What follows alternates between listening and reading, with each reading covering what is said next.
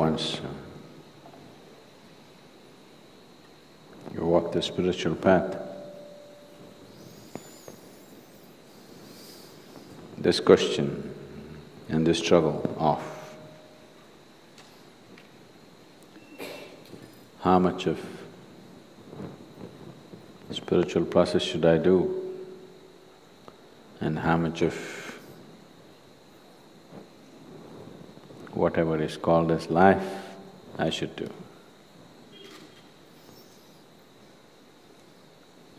And for most people the struggle is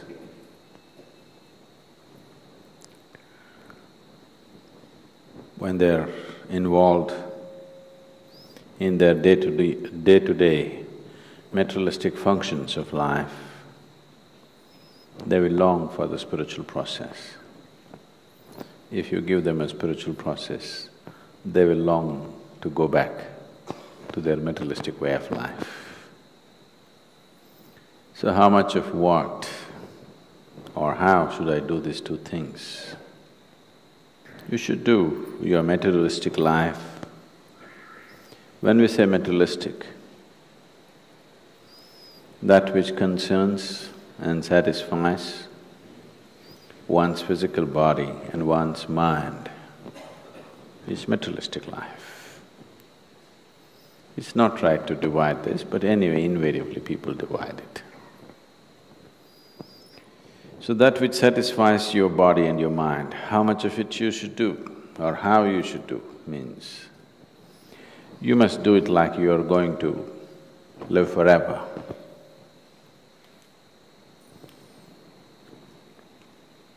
How much or how I should do my spiritual process, you must do it like today is your last day.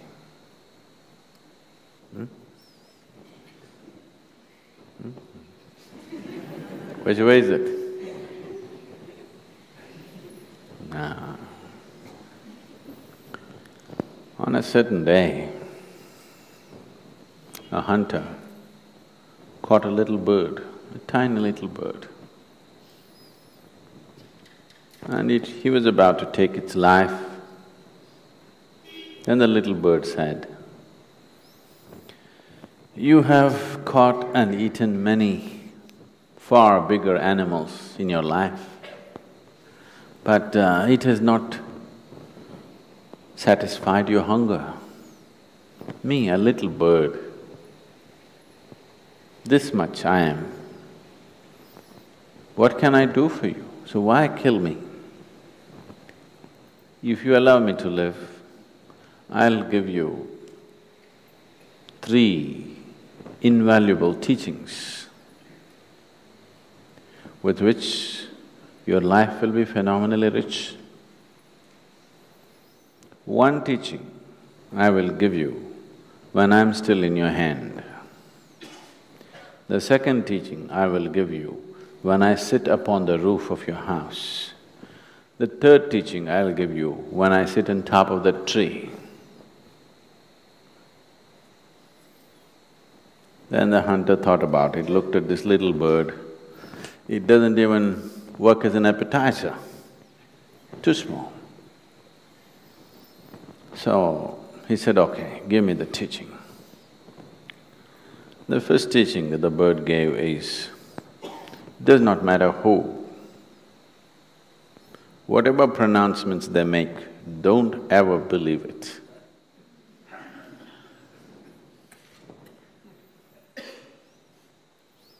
Took off from his hand, went and sat on top of the roof. And then he said, "You fool, you let me go. Do you know who I am? Within my belly, I have a diamond which weighs 5 ounces. Then the man started wailing about his misfortune. "Oh, such a huge diamond, I let it go. What a fool I am." Then the bird said, "You are definitely a fool. I already told you, never believe any pronouncements made by anybody. whoever they may be. See, I weigh just 2 ounces. How can I have a diamond 5 ounces in my belly, you fool? So the second teaching is, never look back and regret at anything that is past.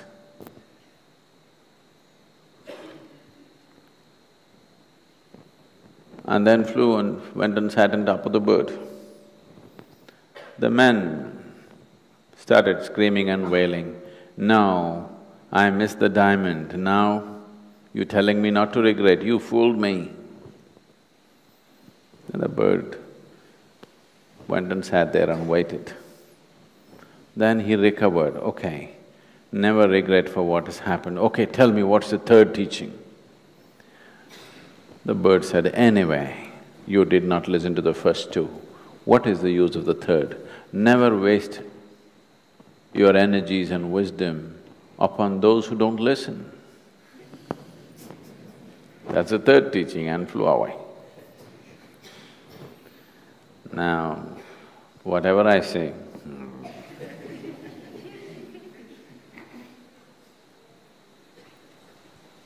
it's not going to work.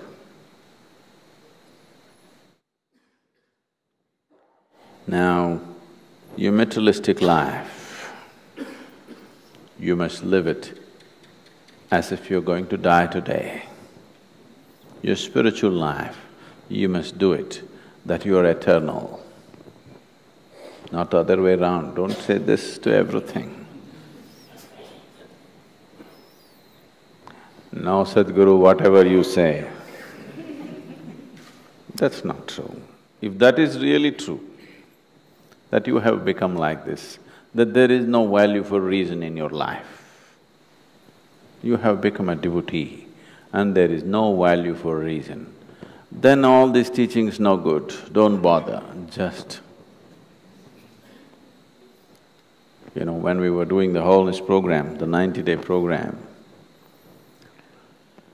this is a place where we went about exploring and revealing various aspects of life which they had never thought was possible. As we went by, every time I ask a question and ask yes or no. After some time, some of them at least, their logic was completely defeated. They said, there's no point, Sadhguru, we're saying yes, no, no good. We're yes and yes. When I came one day, they had written on a big board, Sadhguru, yes and yes.